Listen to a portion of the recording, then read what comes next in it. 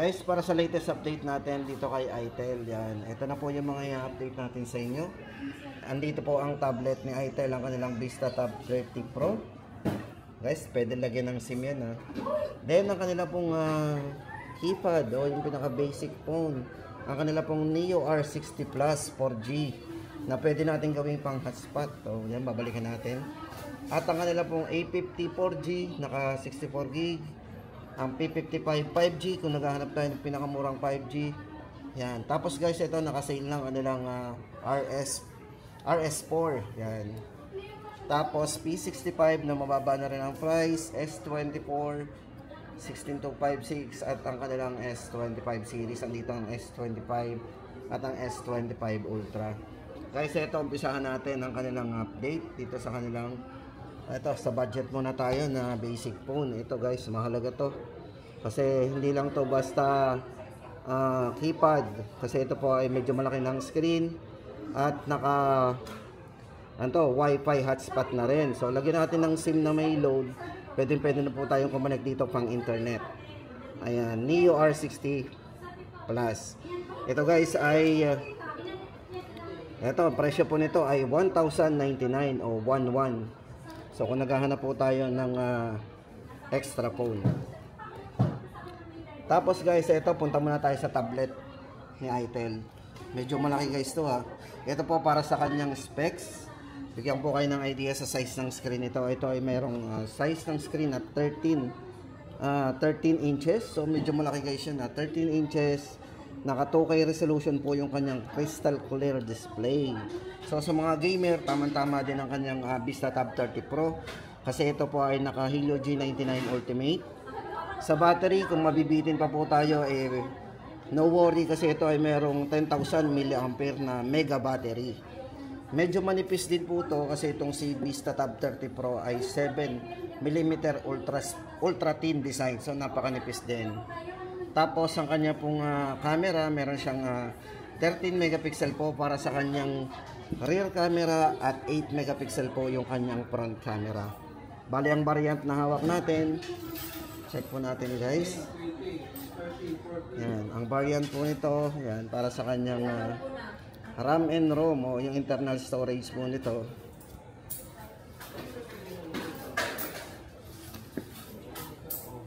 Yan, bali guys, ito ay naka 16GB RAM, 256GB na. So may malaking internal storage. Yan. Ang presyo nga pala guys ng ating Vista Tab 30 Pro ay 9,999. Tapos ito na guys, punta na tayo sa kanilang A50 4G. Yan. Ito guys, ang hawak natin naka 8GB RAM, 64GB.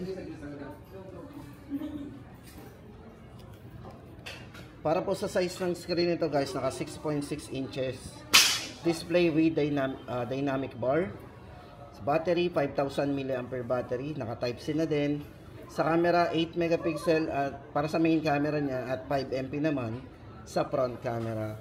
Then upgraded OS 14.0 ang kanyang ginamit. Then sa chipset, ito po ay naka T603 octa-core processor.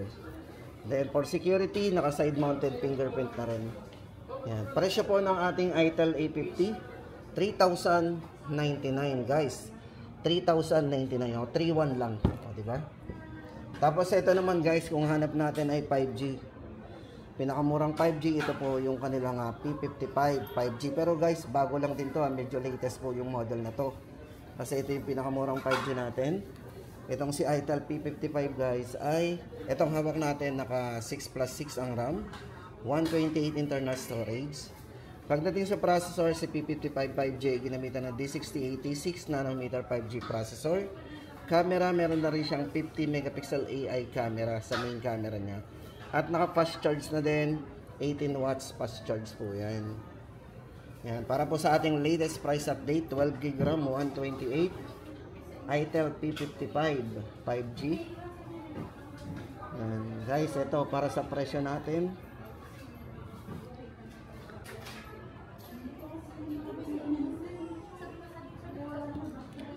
Tapos guys, ito lipat naman tayo sa kanilang RS4, Itel RS4.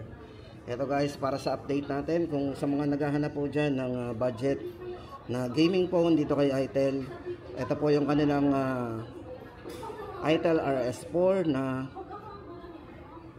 ito, naka 24 gig maximum RAM, 12 plus 12 yan. Tapos 256 internal storage. Ito guys, kung more on gaming tayo at budget lang hanap natin.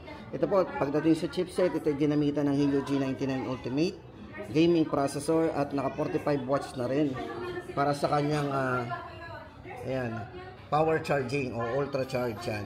Then naka 120 Hz na rin po yung kanyang refresh rate. Naka-functional display. At syempre guys, ito mega memory, yun nga po, naka 256 gig na po internal storage ito.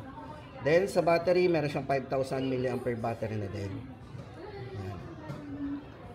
Para po sa camera, yan, check po natin ang camera nito. Ito pagdating sa front camera guys, naka 8 megapixel na rin with flash. Yan, 50 megapixel naman po para sa kanyang primary camera. So ayan guys, ang ating latest price update para po sa presyo nito guys, 7,799. Ito po naka 24 256 gig. Tapos guys, ito na ang ating P65. Ito, sobrang baba din guys ang price nito. Kung hanap natin ay budget lang din.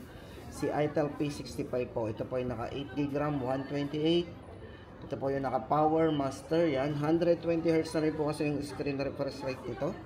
Para sa kanyang 6.7 inches na size ng screen. Ayan.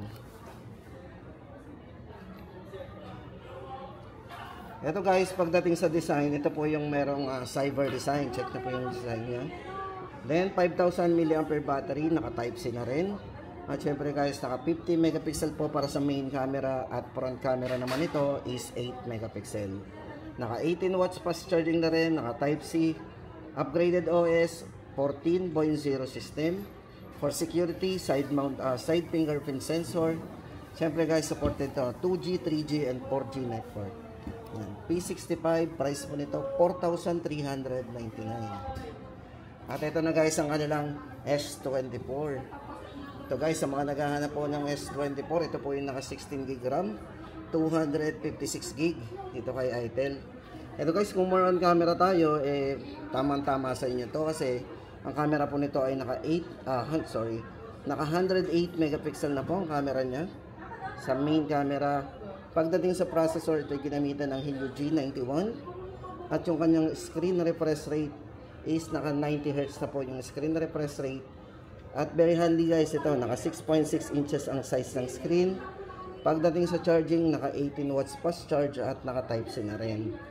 Yan, ito po si ITEL S24 16256, 6,299. Tapos guys, andito na tayo sa kanilang S25 naman. Ito po yung kanilang S25. Para po sa price natin dito at yung ating update. Ito po guys ang ating si S25. Ito po yung naka 16 gb RAM, 128. Ito po yung merong super bright AMOLED display. So napakabibid ng display nito. At for security guys, naka fingerprint on screen na po yan. Ayan. At ito po guys, pagdating sa kanyang selfie camera, kung mahilig tayo sa camera, si S25 po ay naka 32 MP. Yan, naka 32 MP po tayo. Para po sa ating ultra clear selfie camera. At sa main camera naman ito is naka 15 megapixel na. IP54 na rin, waterproof, and syempre napakanipis din po ng ating S25 kasi ito ay naka 7.3mm slim body. Battery, 5,000 mAh battery. Bypass charging na rin po. Sa mga mahilig maglaro ng babad or nakasaksak ang phone, safe na safe kasi ito ay naka bypass charging na din. Syempre pagdating sa sound is sound by DTS. And ITEL S25. Ito po ay 16 gb 128. Price po natin dito is ayan, 5,999. At ang huli po guys sa ating listahan ng kanila pong S25 Ultra. Yan, para po sa latest update natin sa presyo po nito. Guys, unang-una dito yung kanyang 2 major OS updates. So meron siyang dalawang updates po ng Android version. Then ito po yung naka-edge guys, ito naka 3D curve, super bright AMOLED display na rin at matibay po ang glass nito guys kasi ito ay naka Corning Gorilla Glass 7i. Diba? Naka NFC na rin, IP64, water resistance na rin to. Yan. Bali ang internal storage po nito, ulitin po natin, naka 16 GB RAM, 256 GB. Yan. At 5,000 mAh battery. Guys, para sa presyo ng ating S25 Ultra, 16,256, 7,999. At yan guys ang ating latest update sa mga naghahanap po ng mga budget phone dito kay itel. Yan po yung mga na-update natin ngayon. So asahan po natin, ayan po yung mga presyo dito po sa store, na multi-brand store dito kay Pressnet.